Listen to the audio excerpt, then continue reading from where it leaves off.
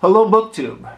I've got some historical fiction today, historical fiction about ancient Greece. This is Tyrant by Valerio Massimo Manfredi. Hopefully I'm pronouncing that right. I'm probably not. But he's an Italian classicist, a professor of ancient Greece and ancient Rome.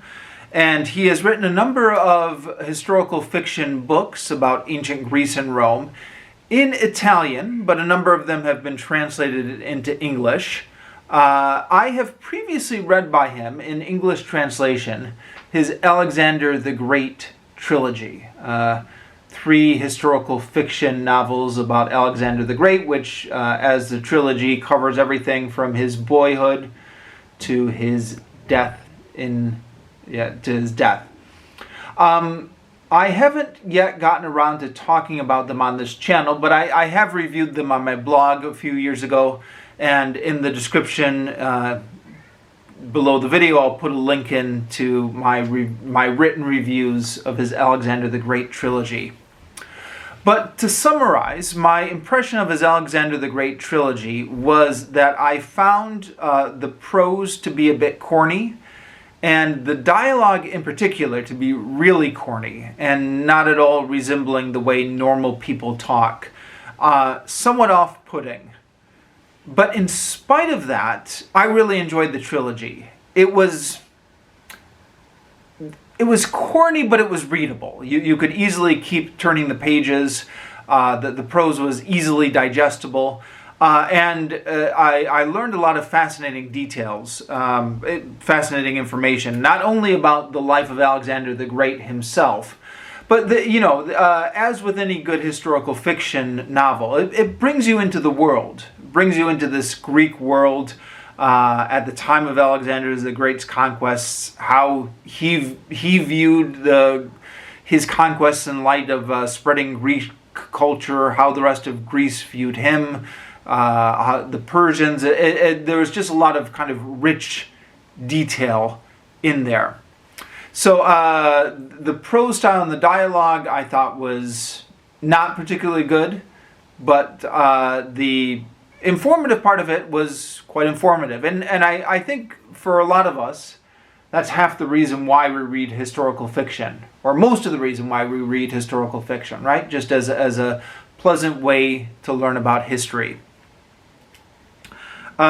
So, when I saw this book on the shelves at a used bookstore here in Vietnam, I decided to grab it. Now, this is about Dionysius I, who was a tyrant of Syracuse in Sicily, which is a little slice of Greek history that I knew nothing about prior to grabbing this book. But I've been looking a lot of stuff up on Wikipedia as I read this book, as you do nowadays when you read historical fiction, right? Historical fiction and Wikipedia go hand in hand. You're reading the historical fiction, you're checking on Wikipedia to see how far out this is from the actual history. And between reading this novel and between my various digressions into Wikipedia, I feel like I've gotten a bit of an education on the time period, which is more than I had when I started this book. So I would certainly recommend it in that aspect. You learn a lot. It's fun. Well, sorry, fun might be the wrong word. There are some brutal scenes in this book. I'll maybe get to talking about that a little bit more later. But you learn a lot, and it's interesting. Like my impression of the Alexander the Great trilogy, I thought the dialogue in here was really corny and not at all the way people talked. I'm not actually sure if this is translated by the same person who translated his Alexander the Great trilogy. That was years ago that I read it. I no longer have that with me. I'm not sure, for that matter, how much of the corny dialogue is the fault of the author, or how much of it is his translators. I don't know. But yeah, for this book, I found the prose quite readable. The dialogue between the characters I thought was just, not like people talk and really cheesy. But I was able to enjoy the book in spite of that. And a lot of interesting detail about the world of these historical figures, which maybe I'll get around to talking to in a little bit. So I was interested in ancient Greek history way back when as a lad, and wish I would have stuck with it, but I didn't. I got distracted by other things. And have recently been trying to get back into it. And you may have noticed, if you've been watching this channel the past couple years, I've been increasing the amount of stuff related to ancient Greece that I've been reading. One thing I didn't realize until relatively recently, and in my case relatively recently means within like the past 10 years.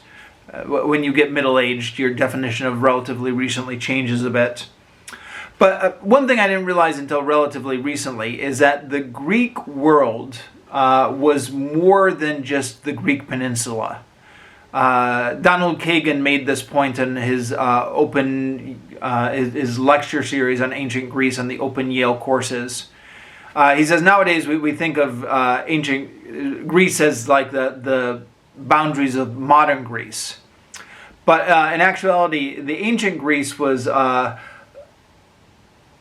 not only Greece, but it extended across that sea over to what is now Turkey. And it also extended in the other direction over to Sicily. So there are all these Greek cities on Sicily. Now, I always think of Sicily, okay, that's part of it, the Italians, that's the Romans. But before the Romans got around to conquering Sicily, it was Greek. And in fact, not only was Sicily Greek, but southern Italy was Greek. So it's a novel about the ancient Greek world, but it's over in Sicily and the Italian peninsula. And I don't really know a lot about the Greek city-states in Sicily or that whole world. So that was interesting for me. Now I have, I know a little bit. So in some of the books I've talked about on this channel, the Peloponnesian War by Donald Kagan again, Sicily was a side theater in the Peloponnesian War. So the Peloponnesian War was between Athens and Sparta, but it kind of went all over the Greek world. And as part of this, Athens launched an expedition into Sicily, which ended up being a disastrous expedition. So that I knew about Sicily and the Peloponnesian War from this book. And then also another book I've reviewed on this channel. This is another historical fiction. This is Tides of War. But a good section of the middle of this book is taken up describing that failed Athenian expedition in Sicily. So it was part of the Greek world. It was part of the Peloponnesian War. This book is actually a nice follow-up to those two books, because this book starts off 7 years after the failed Athenian expedition to Sicily. And it talks about it a little bit in some of the background passages. But when this book starts, the Athenian expedition to Sicily has already failed, and Athens is in a very weakened position and in the middle of losing the Peloponnesian War. Now, in Sicily, at this time, the Peloponnesian War is going on over in mainland Greece, but the the Greeks who live on Sicily are fighting Carthage. Now again, this goes back to my historical ignorance, but I always figure as like Rome and Carthage were the two adversaries, right? So you think Carthage, you think who's fighting Carthage, you think Rome. But before Rome became a world power, it was the Greek city-states in Sicily who were fighting Carthage. Carthage was trying to expand into Sicily. The Greek city-states were trying to expel them. But actually it wasn't quite that simple, because all these Greek city-states, being Greeks, were independent, and they would quarrel with each other and make different alliances. And so Carthage would get into this alliance-making game. Now, it's not clear in this particular book, but depending on which other sources you read or listen to, for example, the History of Ancient Greece podcast by Ryan Stitz describes Carthage entering into Sicily during this period as an extension of the Peloponnesian War. So some of these Greek states were allied with Athens. Some of these were allied with Sparta. Athens was unable to respond to the calls for help because they were in the middle of losing the Peloponnesian War over on the mainland. So Carthage was the other ally that got called in. Now Carthage already had a base on western Sicily. And then Syracuse, the most powerful of the Greek states, is over here on eastern Sicily. Now that, in the context of this historical novel, none of that is emphasized. So in this novel, it's just Carthage is expanding into Sicily. It doesn't mention that Carthage is possibly getting involved in the theater of the Peloponnesian Wars. So that's just background knowledge I gained from somewhere else. But anyways, in the way it's framed in this novel, Carthage is expanding in Sicily, and Syracuse is trying to help the other Greek city-states defend against the Carthaginian expansion. Now, as this novel opens up, a few of the Greek city-states are brutally sacked by Carthage. So Carthage puts up a siege, they try and resist the siege, they fall, and then Carthage just comes in, and it's described in some detail in this book, all the horrors that go with a fallen city in the ancient world, right? The raping, the pillaging, the murdering, the being sold into slavery, all these horrors that Carthage is inflicting on Greeks. Now, the hero of this book, Dionysus, is a soldier in Syracuse. And the Syracuse army is going out to help these other Greek city-states fight against Carthage. But they're doing it very ineffectively. So the Syracuse is a democracy. It was one of the Greek city-states which was a democracy. So they're electing their leaders, and they're sending out these incompetent leaders who are either bungling the mission or don't really care about the mission.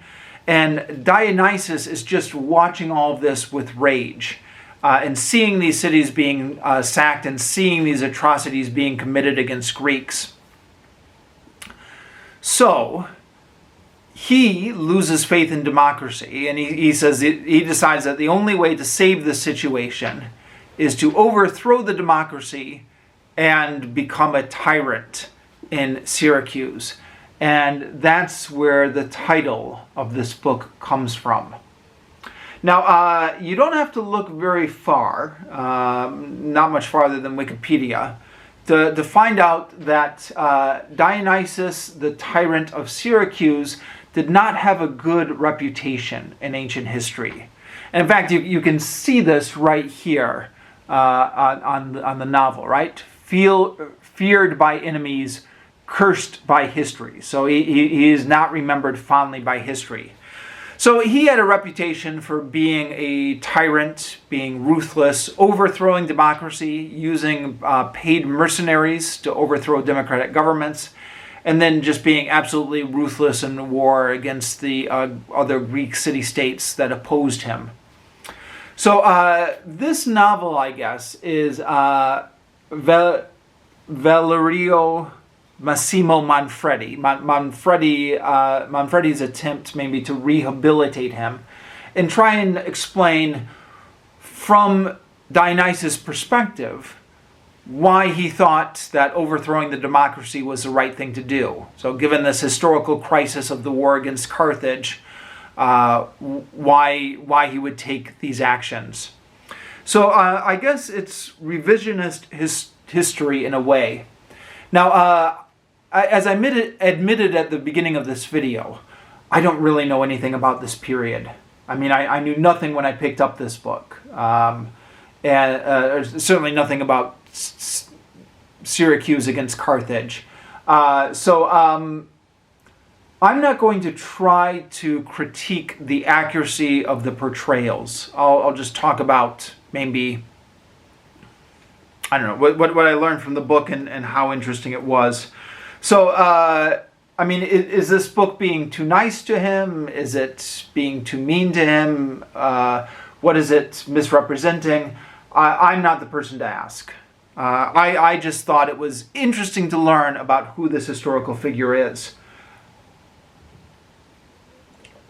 And there are a lot of interesting details about him. And also, like I said earlier, as with the Alexander the Great trilogy, Manfredi brings in a lot of interesting historical details. So, you know, in Sicily, there's the Greek city-states, and then there's the Carthaginian settlements, and then there are the natives, the people who were there before the Greeks came and before the Carthaginians came. They're referred to in this novel as the Siciles. And the same in northern Italy. You can see in this map here, northern Italy is right next to Sicily. And there are not Romans here, but Greek city-states and then some native Italians. Towards the end of the book, or maybe two-thirds into the book, the sack of Rome by the Gauls is referenced. So I guess this book was taking place at the same time that Rome was sacked by the Gauls. So that's a tie-in to the chronology of Roman history.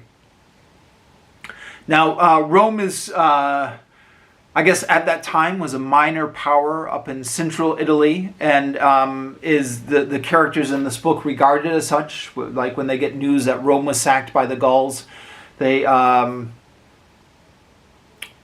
surprised that the Gauls have made it that far down south and have been that successful, but it's not a big part of their world. Rome is way off in the distance.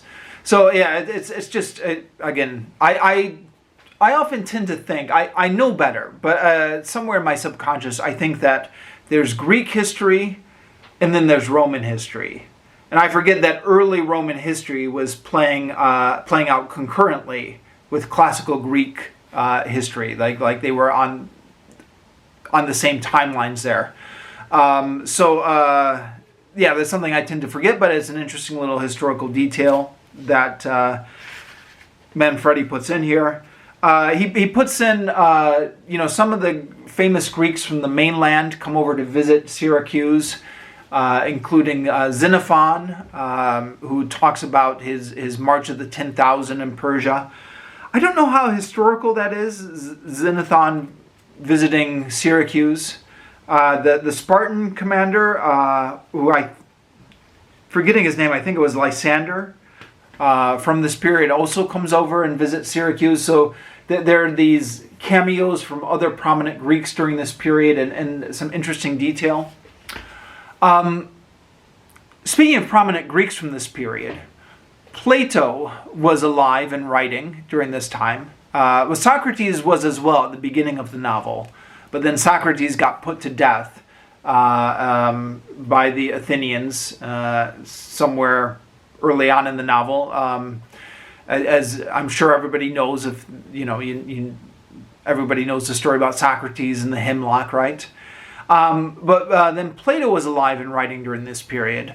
Now, if you look over on Wikipedia, and this is supplementary information I got from Wikipedia, the big, great political controversy that Plato got embroiled with during his life was politics in Syracuse, which again is something I didn't even know prior to picking up this book and doing some research on Wikipedia. But, it's an interesting fact, huh?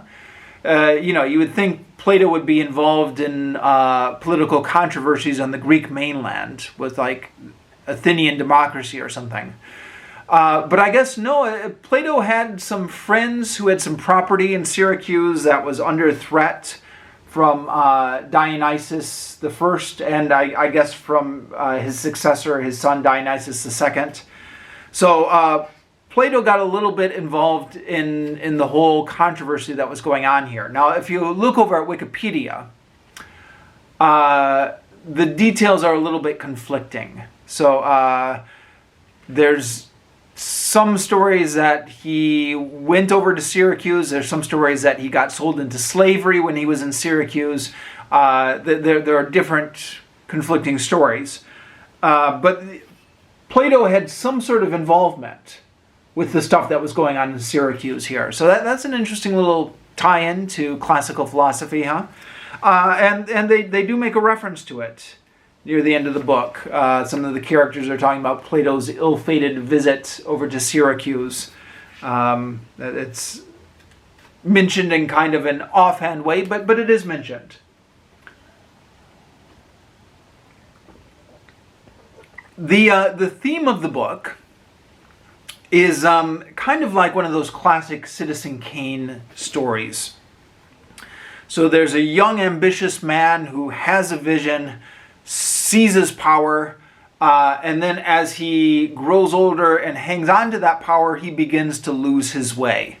And that's kind of the theme that, spoilers, by the way, but it's historical fiction. So that's kind of the theme that Manfredi has set up here. So obviously, Dionysius overthrowing the democracy and seizing power is, from our perspective nowadays, not a good thing.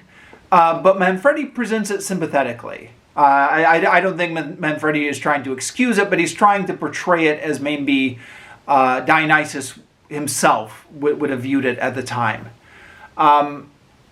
But as he hangs on to power and as he continues his expansions, he begins to become a little bit delusional. So he never really loses his vision or he loses his ambition. His ambition is Carthage out of Sicily and a united Greek Sicily. That's kind of his ambition from page 1 to the last page. But because he's just gets so used to being a dictator, he starts to ignore some good advice from the people around him about how to conduct some of these campaigns, how to conduct some of his diplomacy, and he gets more and more hard-headed about these things, which lead him into some disasters. And Manfredi kind of sums that up at the very end. So in the author's afterword, he said, Dionysius emerges as a great protagonist that I believe he was. His substantial failure appears to be His substantial failure appears to be a consequence of the basic error he made in running the state. Absolutism. So that's right there on the last page. So that is kind of the theme that's running through here. He had a noble vision, maybe. With all these historical fiction, you do have to realize it's coming from one side of the conflict, huh? If this was written from the standpoint of a Carthaginian protagonist, then it would not look like such a noble vision. But from the perspective of the Greeks in Syracuse, Dionysius had a noble vision, but he just got corrupted by power. The novel, like I hinted at earlier, can be brutal in places. I guess the question is it needlessly brutal, or do you need that when you're telling the history? There's one scene in particular that I'm thinking about, which that one scene would give me pause before recommending this novel to anyone who is too squeamish. And I might briefly describe it now, just so you know that what I'm talking about. Maybe content warning ahead. But Dionysus had a first wife who was named Arete, who, before his successful coup attempt, he had an unsuccessful coup attempt earlier. And when that unsuccessful coup attempt became unsuccessful, his enemies, in revenge for it, raped his wife to death. And the novel describes him finding... Yeah, it's a rather graphic passage, which is arguably more graphic than it needs to be for a mass market paperback like this. It describes finding his wife in a pool of blood and semen, and describes how her face is all disfigured from getting beaten up and stuff like that. And now that I've just described it, I guess you know the worst of it. I spent some time searching around Google and searching around on Wikipedia to try and figure out how much of that was actually based on history and how much of that was needless, in my opinion, possibly needless invention by the part of the historical novelist. I'm sure that information is out there on the internet somewhere, in the sense that everything is on the internet somewhere. But it's a little bit buried, if it is out there. The Wikipedia entry does not mention a first wife, although I've found that the Wikipedia entry on this character is a little brief. But by Googling the names of some of the supporting characters in this novel, you can piece together some more information from their Wikipedia entry. So he has a father-in-law who's, at the beginning, who's one of the aristocrats of Syracuse, who's on kind of like the wrong side of this political faction. He's on the losing side of the political faction in Syracuse at the time. Kind of a strongman, military type person. I'm looking for his name now. I don't remember it offhand. Here we go. Hermocrates. And if you Google Hermocrates, you do find out that Hermocrates did indeed have a daughter that was married to Dionysus. It's not on the Wikipedia page. But then trying to figure out exactly what happened to that daughter. Her name was not the same name that was in this novel. That much I'm sure of. Her name in the novel is Arete, but if you look that up, that's also the name of Dionysus's daughter, but nowhere on the internet can I seem to find that as the name of his first wife. So